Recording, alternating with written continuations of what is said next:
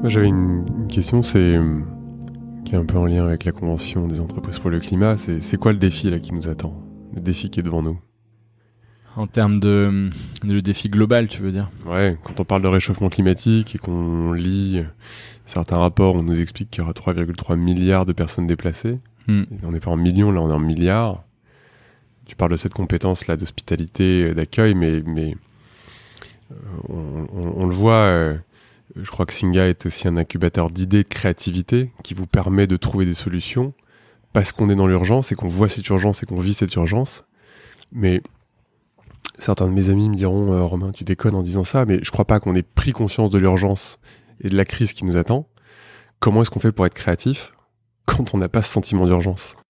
Je pense que la question que tu poses, c'est exactement la raison pour laquelle moi je me suis lancé dans cette aventure. En fait, mais je pense que j'étais moi très conscient en fait de la crise en fait phénoménale qu'on va se prendre. En fait, c'est même pas une crise parce que c'est continu. Donc en fait, une crise normalement c'est un point d'orgue, mais là c'est carrément la nouvelle situation, la nouvelle vie en fait qui va être la nôtre. Et pour résoudre en fait les problèmes auxquels on va être confronté, qui sont des problèmes qu'on peut difficilement anticiper parce que par essence en fait on peut pas se baser sur le passé. En fait, on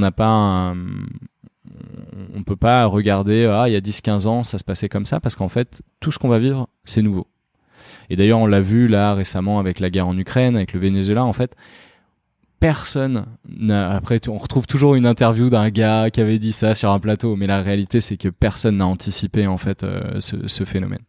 Et je pense justement que c'est difficile de te faire un récit de l'avenir, il va sans doute se passer ceci et cela, parce que je pense que fondamentalement on n'en sait rien et donc il va falloir s'adapter. Et on définit souvent l'intelligence par cette capacité à s'adapter en fait à des nouveaux phénomènes. Et moi, il y a 10 ans, en fait, je me suis dit, qui sont les gens les plus intelligents, en fait, sur la planète, et comment je peux rentrer en contact avec eux pour justement être armé au moment où les choses vont se bousculer. Et les gens les plus intelligents, en fait, de mon point de vue, c'est ceux qui ont dû le plus s'adapter. Et qui, plus que les réfugiés, en fait, se sont adaptés aujourd'hui. Ils se sont déjà adaptés à des situations de conflit, de déracinement, de nouvelles cultures. Ils ont dû apprendre des langues, ils ont dû apprendre des nouveaux métiers, ils ont dû créer des entreprises, ils ont dû revoir complètement leur vie, leur carrière. Et donc du coup, l'intelligence de nos sociétés, elle est là. Et c'est pour ça aussi moi que je me suis approché d'eux.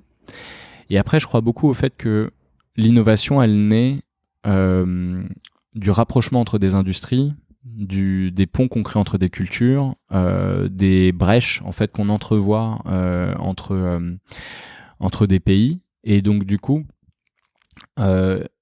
c'est aussi dans l'interculturel qu'on va trouver des solutions pour avoir des nouveaux arts de vivre, pour être capable de résister, de réinventer, de recycler notre économie, notre société.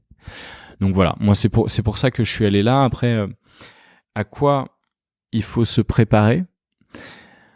Je pense que dans les décennies qui viennent, il faut être prêt à abandonner beaucoup de nos rêves. En fait, on a quand même grandi avec des rêves un peu notre grosse maison, avec une grande maison avec la piscine ou je sais pas quoi. En fait, il y a beaucoup de ces rêves-là, il va falloir en trouver des nouveaux.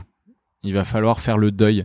Et moi, je dis souvent aux gens, il faut que vous arriviez à dire au revoir, je t'aime à beaucoup de choses que vous mangez, beaucoup de choses que vous utilisez, des transports en commun que vous prenez. C'est pas, vous allez pas les abandonner parce que vous les aimez plus mais c'est parce qu'ils font plus sens dans le monde dans lequel on vit. Et donc, faut aussi qu'on apprenne à faire un peu notre deuil d'un certain nombre de choses. Ouais, j'ai le sentiment aussi que plus on avance dans le temps, plus la douceur des mesures que l'on va prendre s'éloigne. Ouais, mais alors c'est Michael Landrieux alors je sais pas si ça vient de lui, c'est un sociologue de l'imaginaire qui dit tout ce qui est inévitable doit se vivre doit être festif ou doit se vivre dans la joie. Et donc je pense que c'est pas parce que c'est inévitable qu'il faut pas qu'on y trouve aussi une certaine forme de, tu vois, de joie, peut-être aussi d'apaisement. Aujourd'hui, il y a plein de gens, ils pensent qu'ils sont bien, mais en fait, ils sont stressés en permanence, ils ont des vies, tu vois, pourries. Tout à l'heure, on parlait juste avant les vacances, généralement, c'est le moment où on relâche et on a mal au dos, etc. C'est parce qu'en fait, on a des vies qui sont pas non plus cool, en fait. Il y a sans doute des vies bien meilleures, en fait, à aller chercher. Donc, c'est aussi finalement une sacrée opportunité. C'est le mot crise en chinois là qui veut dire à la fois comment dire, la crise telle que nous on la connaît qui est problématique, mais qui veut aussi dire opportunité. Et donc là, réfléchissons maintenant à ok, il se passe ça, du coup quelles sont les opportunités pour nous en fait de mieux vivre et de se recentrer sur l'essentiel. Du coup, ça fait une transition toute trouvée avec la Convention des entreprises pour le climat. Qu'est-ce que vous avez appris? Tu vois, c'est quoi un peu là? Tu disais, j'ai aussi une grosse année puisque vous avez fêté les 10 ans de Singa et vous êtes vraiment engagé dans ce mouvement-là qui vous a fait réfléchir, si je me trompe pas, à comment est-ce qu'on fait en sorte que l'inclusion des personnes soit aussi soit régénératrice pour le vivant. Comment est-ce que vous avez cheminé cette année? Bah, c'était intense. En fait, je pensais m'y connaître en fait sur ces sujets-là.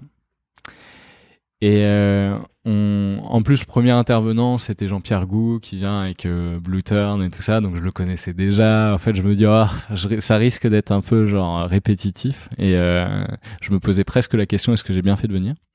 Et puis on a eu Valérie Masson-Delmotte qui a débarqué, qui est la vice-présidente du GIEC.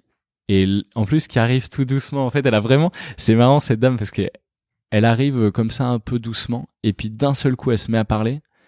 Et là, tu ressens la puissance, en fait. Tu vois toutes les galaxies dans son cerveau et tu fais « Ok, bon ». Et elle t'explique, en fait, factuellement, sans jugement, quelle est la situation, en fait, climatique. Et alors là, ça a été la première énorme gifle, enfin je sais pas pour toi, mais c'est une gifle en slow motion en fait. Ah ouais. C'est vraiment tu la vois arriver, mais alors elle pique et elle fait très mal. Ah ouais, non, c'était moi je pense que je m'en suis pas remis tout de suite en fait de ça. On a eu la chance d'avoir des experts ahurissants en fait tout au long. Moi j'ai aussi je pense que j'avais beaucoup négligé en fait les autres impacts, ceux dont on parle assez peu, mais sur la biodiversité. En fait, c'est ça, la biodiversité, c'est l'impact aujourd'hui. C'est là où on a le plus dépassé en fait les limites.